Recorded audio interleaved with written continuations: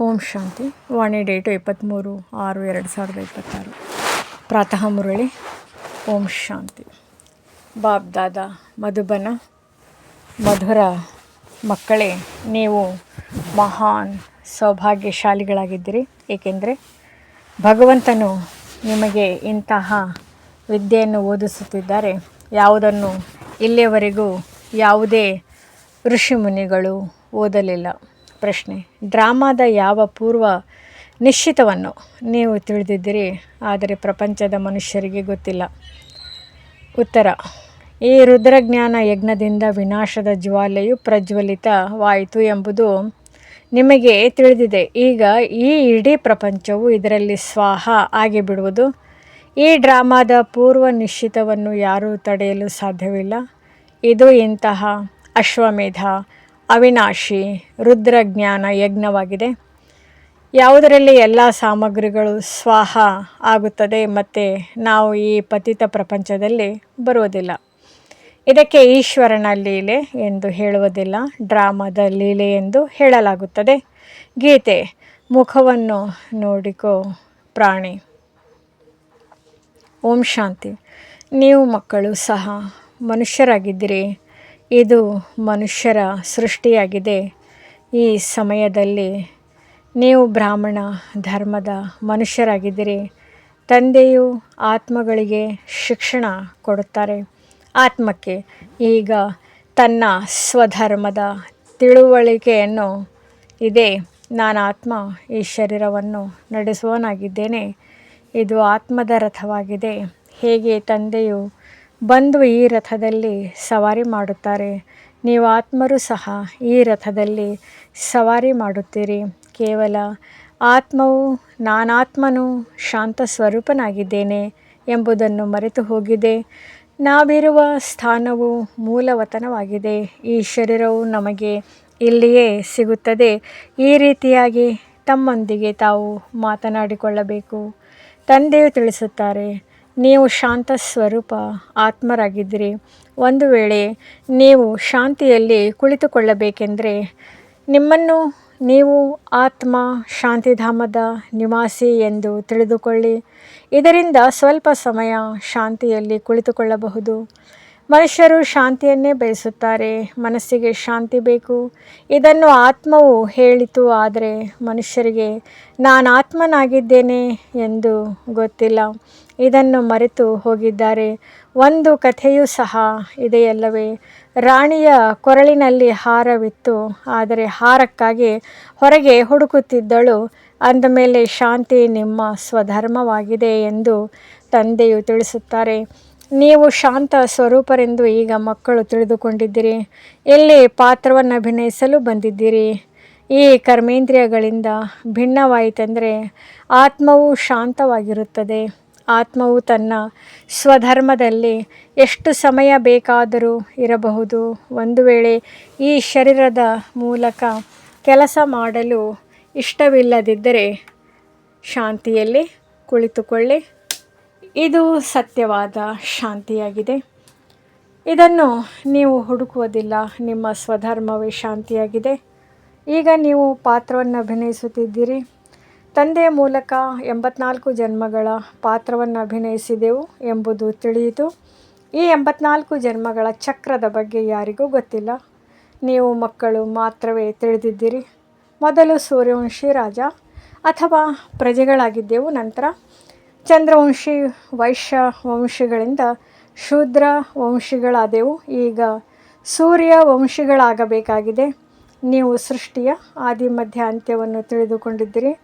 ನೀವು ಎಷ್ಟೊಂದು ಭಾಗ್ಯಶಾಲಿಗಳಾಗಿದ್ದೀರಿ. ತಂದೆಯಂತೂ ಯಥಾರ್ಥವಾಗಿರುವ ಮಾತನ್ನು ತಿಳಿಸುತ್ತಾರೆ. ಇದು ಸದ್ಗತಿಯ ಮಾರ್ಗವಾಗಿದೆ.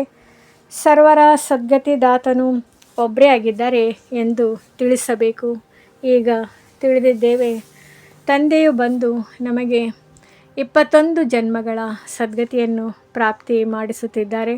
ಹೊರಗಿನ ಮನುಷ್ಯರಿಗೆ ಈ ಮಾತುಗಳು ತಿಳಿದಿಲ್ಲ. ನೀವು ಬ್ರಹ್ಮಕುಮಾರ ಕುಮಾರಿಯರೇ ತಿಳಿದಿದ್ದೀರಿ. ನೀವು ಬಿಕೆಗಳು ಏನು ತಿಳಿದಿದ್ದೀರಿ ಎಂದು ಕೆಲವರು ಕೇಳುತ್ತಾರೆ. ಇವರು ಬ್ರಾಹ್ಮಣಿಯರೋ ಅಥವಾ ಅಲ್ಲವೋ ಎಂದು ಪರೀಕ್ಷೆಯಂತೂ ಆಗಲೇಬೇಕಲ್ಲವೇ? ಒಂದು ವೇಳೆ ಬ್ರಹ್ಮನ ಮಕ್ಕಳಾಗಿದ್ದಿರಿ ಅಂದಮೇಲೆ ಸೃಷ್ಟಿ ಚಕ್ರವನ್ನು ಅವಶ್ಯವಾಗಿ ತಿಳಿದುಕೊಂಡಿರುತ್ತೀರಿ. ತಂದೆ ರಚಯಿತನನ್ನು ತಿಳಿದುಕೊಂಡಿದ್ದೀರಾ? ಋಷಿಮುನಿಗಳು ಮುಂತಾದವರು ರಚನೆ ಮತ್ತು ರಚಯಿತನನ್ನು ತಿಳಿದುಕೊಂಡಿರಲಿಲ್ಲ ಅಂದಮೇಲೆ ನಾಸ್ತಿಕರು. ನೀವು ನಾಸ್ತಿಕರಾಗಿದ್ದಿರಿ. ರಚಯಿತ ತಂದೆ ಮತ್ತು ರಚನೆಯ ಆದಿ ಮಧ್ಯ ಅಂತ್ಯವನ್ನು ತಿಳಿದಿರಲಿಲ್ಲ. ಶಾಲೆಯಲ್ಲಿ ಮೊದಲು ಏನೂ ತಿಳಿದಿಲ್ಲದವರೇ ಬರುತ್ತಾರೆ. ನಂತರ ಶಾಲೆಯಲ್ಲಿ ಇದೆಲ್ಲವನ್ನು ಓದಿದೆವು ಎಂದು ಹೇಳುತ್ತಾರೆ. ಈಗ ನೀವು ಈಶ್ವರ್ಯ ವಿದ್ಯೆಯನ್ನು ಓದುತ್ತಿದ್ದೀರಿ. ಪರಮಪಿತ ಪರಮಾತ್ಮನು ನಿಮಗೆ ಓದಿಸುತ್ತಿದ್ದಾರೆ. ಇದು ಸದಾ ಬುದ್ಧಿಯಲ್ಲಿ ಇರಬೇಕು. ರಚಯಿತನಂತೂ ಒಬ್ಬ ಶಿವ ತಂದೆಯಾಗಿದ್ದಾರೆ. ರುದ್ರನೇ ಜ್ಞಾನ ಯಜ್ಞವನ್ನು ರಚಿಸಿದನೆಂದು ಶಾಸ್ತ್ರಗಳಲ್ಲಿದೆ. ಈಗ ರುದ್ರ ಮತ್ತು ಶಿವ ಪರಮಾತ್ಮನಲ್ಲಿ ಯಾವ ಅಂತರವೂ ಇಲ್ಲ. ರುದ್ರಜ್ಞಾನ ಯಜ್ಞದಿಂದ ವಿನಾಶದ ಜ್ವಾಲೆಯು ಪ್ರಕಟವಾಯಿತು ಎಂದು ಸಹ ಇದೆ. ಕೇವಲ ರುದ್ರ ಶಿವನ ಸ್ಥಾನದಲ್ಲಿ ಕೃಷ್ಣನ ಹೆಸರನ್ನು ಹಾಕಿದ್ದಾರೆ. ಇರುವುದು ಅದೇ ಗೀತೆಯೇ ಈ ಜ್ಞಾನ ಯಜ್ಞವಾಗಿದೆ. ಇದರಲ್ಲಿ ಹಳೆಯ ಪ್ರಪಂಚವು ಸ್ವಾಹ ಆಗಲಿದೆ. ಯಜ್ಞದಲ್ಲಿ ಎಲ್ಲವನ್ನೂ ಆಹುತಿ ಮಾಡುತ್ತಾರೆ, ಅರ್ಥಾತ್ ಸ್ವಾಹ ಆಗುತ್ತದೆ.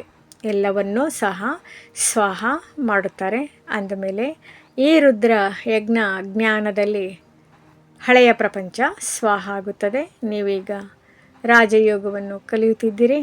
ಈ ಪತಿತ ಪ್ರಪಂಚದಲ್ಲಿ ಮತ್ತೆ ಬರುವುದಿಲ್ಲ. ಈ ಪ್ರಪಂಚವು ಮತ್ತೆ ವಿನಾಶವಾಗುವುದು, ಪ್ರಾಕೃತಿಕ ವಿಕೋಪಗಳು ಆಗುತ್ತದೆ ಎಂಬುದನ್ನು ನೀವು ತಿಳಿದುಕೊಂಡಿದ್ದೀರಿ. ಇದೆಲ್ಲ ಜ್ಞಾನವು ನಿಮ್ಮ ಬುದ್ಧಿಯಲ್ಲಿ ಕುಳಿತುಕೊಳ್ಳಬೇಕು. ನನ್ನಲ್ಲಿ ಎಲ್ಲದರ ಜ್ಞಾನವಿದೆ ಎಂದು ತಂದೆಯು ತಿಳಿಸುತ್ತಾರೆ.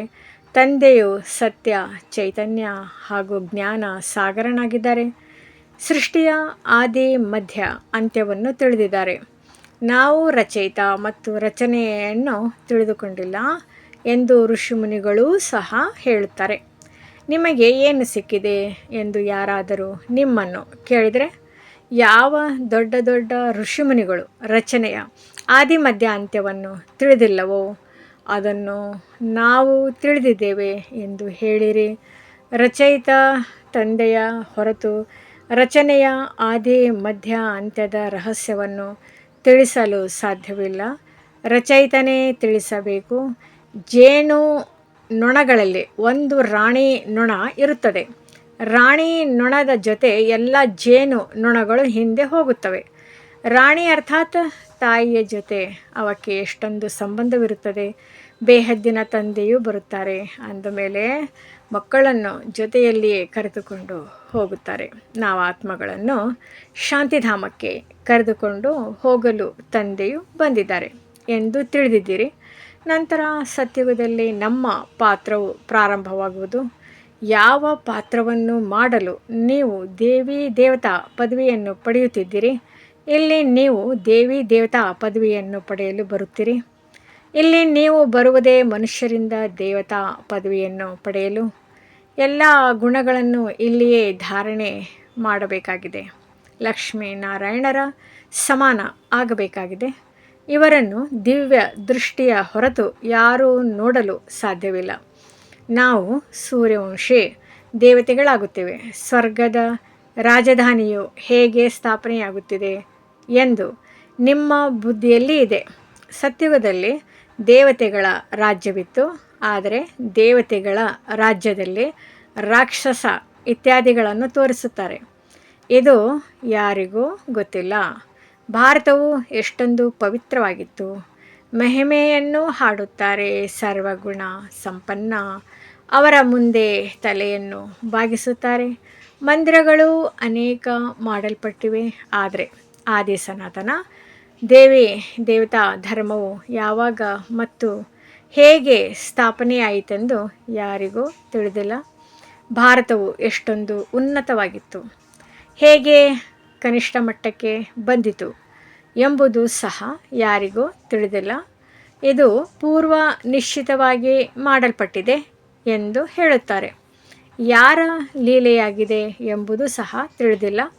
ಡ್ರಾಮಾದ ಮೇಲೆ ಲೀಲೆ ಎಂದು ತಿಳಿದರೆ ತಿಳಿದು ಬರುತ್ತದೆ.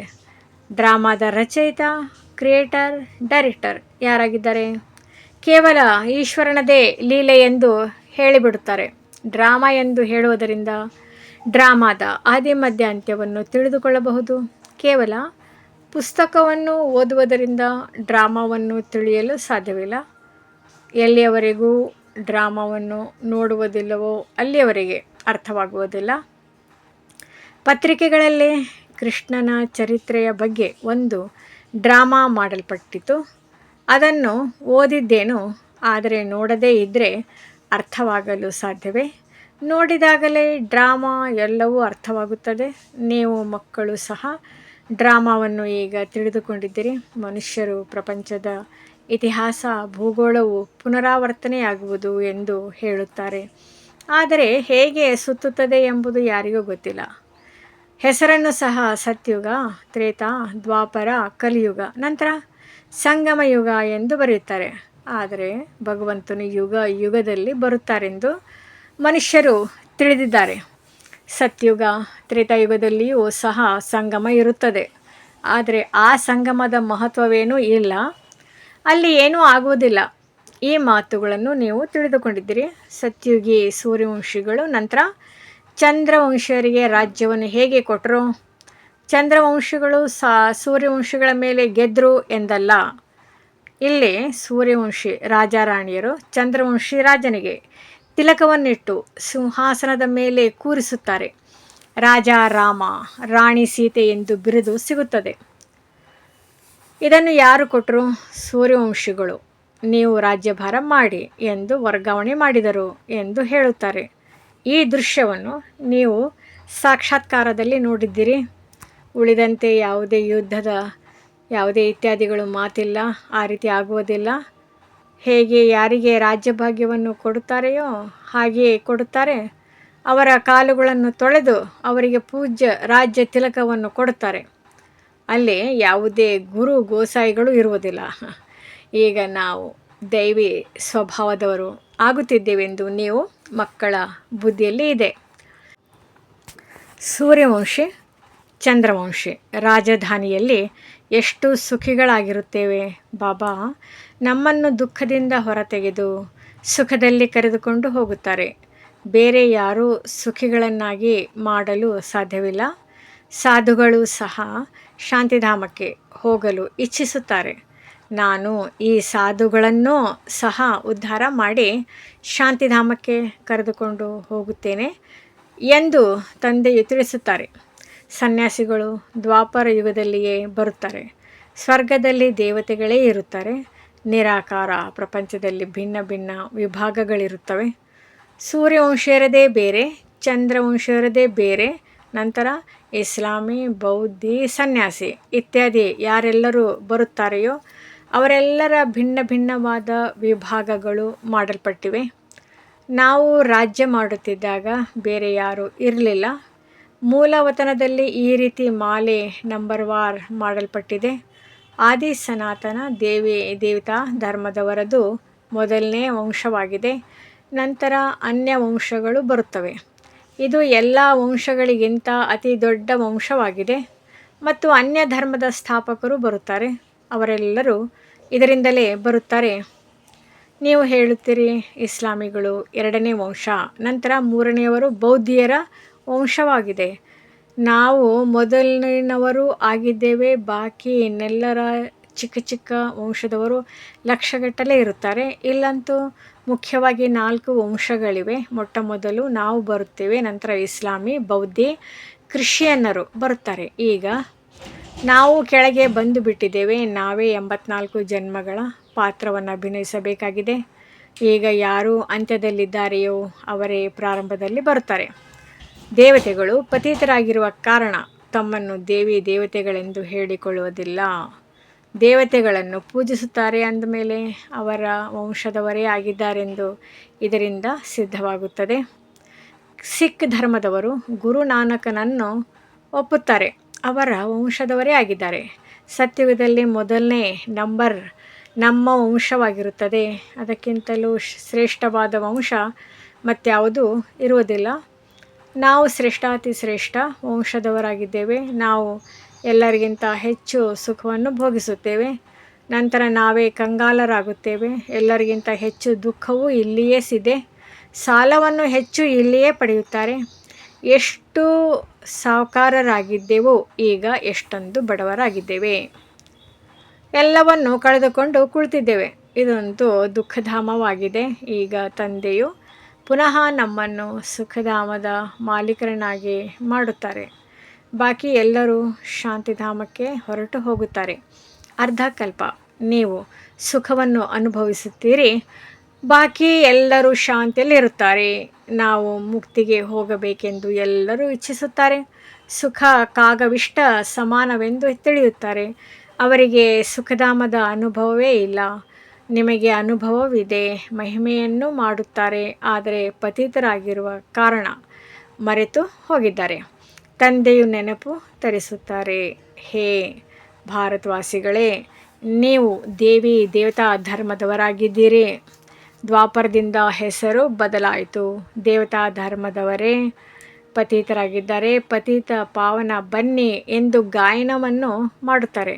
ನೀವು ಎಷ್ಟು ಜನ್ಮಗಳು ಪಾವನ ಪ್ರಪಂಚದಲ್ಲಿ, ಎಷ್ಟು ಜನ್ಮಗಳು ಪತಿತ ಪ್ರಪಂಚದಲ್ಲಿದ್ದೀರಿ ಎಂದು ತಂದೆಯು ತಿಳಿಸಿದ್ದಾರೆ. ಈಗ ಪುನಃ ಪಾವನ ಪ್ರಪಂಚಕ್ಕೆ ಹೋಗಬೇಕಾಗಿದೆ. ಇದು ಪಾಠಶಾಲೆಯೂ ಆಗಿದೆ, ಯಜ್ಞಕ್ಕೆ ಯಜ್ಞವೂ ಆಗಿದೆ. ಇಡೀ ಹಳೆಯ ಪ್ರಪಂಚವು ಇದರಲ್ಲೇ ಸಮಾಪ್ತಿಯಾಗಲಿದೆ. ಹೋಲಿಕಾವನ್ನು ಸುಡುತ್ತಾರೆ. ಈ ಎಲ್ಲ ಹಬ್ಬಗಳು ಈಗಿನದಾಗಿದೆ. ಆತ್ಮವು ಹೊರಟು ಹೋಗುತ್ತದೆ, ಶರೀರವು ಸಮಾಪ್ತಿಯಾಗುವುದು. ಈ ಜ್ಞಾನವನ್ನು ಯಾವುದೇ ಸನ್ಯಾಸಿಗಳು ಕೊಡಲು ಸಾಧ್ಯವಿಲ್ಲ. ಗೀತೆಯಲ್ಲಿ ಸ್ವಲ್ಪ ಇದೆ, ಆದರೆ ಹಿಟ್ಟಿನಲ್ಲಿ ಉಪ್ಪು ಸೇರಿಕೊಂಡಂತೆ ಜ್ಞಾನವು ಪ್ರಾಯಲೋಪವಾಗಿ ಬಿಡುತ್ತದೆ. ನಾನು ಈ ಯಜ್ಞವನ್ನು ರಚಿಸಿದ್ದೇನೆ. ಇದರಲ್ಲಿ ತನು ಮನ ಧನವೆಲ್ಲವನ್ನು ಸ್ವಾಹ ಮಾಡುತ್ತೀರಿ. ನೀವು ಬದುಕಿದ್ದರೂ ಸತ್ತಂತೆ ಇರುತ್ತೀರೆಂದು ಶಿವತಂದೆಯು ತಿಳಿಸುತ್ತಾರೆ. ಈ ಜ್ಞಾನವು ನಿಮಗೆ ಈಗ ದೊರೆಯುತ್ತಿದೆ. ಒಳ್ಳೆಯದು. ಮಧುರಾತಿ ಮಧುರ ಅಗಲಿ ಹೋಗಿ ಮರಳಿ ಸಿಕ್ಕಿರುವ ಮಕ್ಕಳ ಪ್ರತಿ ಮಾತಾಪಿತಾ ಬಾಬ್ದಾದಾರವರ ನೆನಪು, ಪ್ರೀತಿ ಹಾಗೂ ಸುಪ್ರಭಾತ. ಆತ್ಮಿಕ ಮಕ್ಕಳಿಗೆ ಆತ್ಮಿಕ ತಂದೆಯ ನಮಸ್ತೆ. ಧಾರಣೆಗಾಗಿ ಮುಖ್ಯ ಸಾರ: ಸುಖಧಾಮಕ್ಕೆ ಹೋಗಲು ನಿಮ್ಮ ಸ್ವಭಾವವನ್ನು ದೈವಿ ಸ್ವಭಾವವನ್ನಾಗಿ ಮಾಡಿಕೊಳ್ಳಬೇಕಾಗಿದೆ. ಡ್ರಾಮಾದ ಆದಿ ಮಧ್ಯ ಅಂತ್ಯದ ರಹಸ್ಯವನ್ನು ಬುದ್ಧಿಯಲ್ಲಿಟ್ಟುಕೊಂಡು ಹರ್ಷಿತವಾಗಿರಬೇಕು. ಎಲ್ಲರಿಗೂ ಇದೇ ರಹಸ್ಯವನ್ನು ತಿಳಿಸಬೇಕು. ಸ್ವರಾಜ್ಯದಲ್ಲಿ ಹೋಗಲು ಬೇಹದ್ದಿನ ಯಜ್ಞದಲ್ಲಿ ಬದುಕಿದ್ದಂತೆಯೇ ಸತ್ತು ತಮ್ಮ ತನುಮನ ಧನವನ್ನು ಸ್ವಾಹ ಮಾಡಬೇಕಾಗಿದೆ. ಎಲ್ಲವನ್ನೂ ಹೊಸ ಪ್ರಪಂಚಕ್ಕಾಗಿ ವರ್ಗಾವಣೆ ಮಾಡಬೇಕು. ವರದಾನ: ತಮ್ಮ ಮಸ್ತಕದ ಮೂಲಕ ಮೂರನೇ ನೇತ್ರದ ಸಾಕ್ಷಾತ್ಕಾರ ಮಾಡಿಸುವಂತಹ ಸತ್ಯ ಯೋಗಿ ಭವ. ನೆನಪಾರ್ಥದಲ್ಲಿ ಯೋಗಿಯ ಮಸ್ತಕದಲ್ಲಿ ಮೂರನೇ ನೇತ್ರವನ್ನು ತೋರಿಸುತ್ತಾರೆ. ತಾವು ಸತ್ಯಯೋಗಿ. ಮಕ್ಕಳು ಸಹ ತಮ್ಮ ಮಸ್ತಕದ ಮೂಲಕ ಮೂರನೇ ನೇತ್ರದ ಸಾಕ್ಷಾತ್ಕಾರ ಮಾಡಿಸುವುದಕ್ಕಾಗಿ ಸದಾ ಒಬ್ಬ ತಂದೆಯ ಸಂಘದಲ್ಲಿರಿ. ಒಬ್ಬ ತಂದೆ, ಇನ್ನೊಂದು ನಾನು, ಮೂರನೆಯವರು ಯಾರೂ ಇಲ್ಲ. ಇಂತಹ ಸ್ಥಿತಿಯು ಯಾವಾಗ ಆಗಿಬಿಡುತ್ತದೆಯೋ ಆಗ ಮೂರನೇ ನೇತ್ರದ ಸಾಕ್ಷಾತ್ಕಾರ ಆಗುವುದು. ಒಂದು ವೇಳೆ ಬುದ್ಧಿಯಲ್ಲಿ ಮೂರನೆಯದು ಬಂದಿತೆಂದರೆ ಮೂರನೇ ನೇತ್ರವು ಬಂದ್ ಆಗಿಬಿಡುತ್ತದೆ. ಆದ್ದರಿಂದ ಸದಾ ಮೂರನೇ ನೇತ್ರವು ತೆರೆದಿರಲಿ. ಇದಕ್ಕಾಗಿ ನೆನಪಿಟ್ಟುಕೊಳ್ಳಿರಿ, ಮೂರನೆಯವರು ಯಾರು, ಯಾವುದೂ ಇಲ್ಲ. ಸ್ಲೋಗನ್: ಪ್ರಶ್ನಚಿತ್ತರು ಆಗುವುದು ಅರ್ಥಾತ್ ಬೇಸರವಾಗುವುದು ಮತ್ತು ಬೇಸರ ಪಡಿಸುವುದು. ಅವ್ಯಕ್ತ ಸೂಚನೆಗಳು: ಸದಾ ಹರ್ಷಿತರಾಗಿರಲು ತಮ್ಮ ಸ್ವಭಾವವನ್ನು ಸರಳ ಮಾಡಿಕೊಳ್ಳಿರಿ. ಸಹನಶೀಲರಾಗಿರಿ. ಯಾರು ಎಂತಹ ಕರ್ಮ ಮಾಡುತ್ತಾರೆ ಹಾಗೆ ಅವರ ಹೆಸರು ಸಹ ಬೀಳುತ್ತದೆ. ಕರ್ಮ ಒಂದು ವೇಳೆ ಶ್ರೇಷ್ಠವಾಗಿದ್ದರೆ ಶ್ರೇಷ್ಠ ಮಣಿ ಎಂದು ಹೆಸರು ಬೀಳುತ್ತದೆ. ಶ್ರೇಷ್ಠ ಮಣಿಯಾಗಲು ಮನಸ್ಸು, ವಾಣಿ, ಕರ್ಮದಲ್ಲಿ ಸರಳತೆ ಮತ್ತು ಸಹನಶೀಲತೆ. ಈ ಎರಡೂ ಗುಣಗಳು ಅವಶ್ಯಕವಾಗಿವೆ.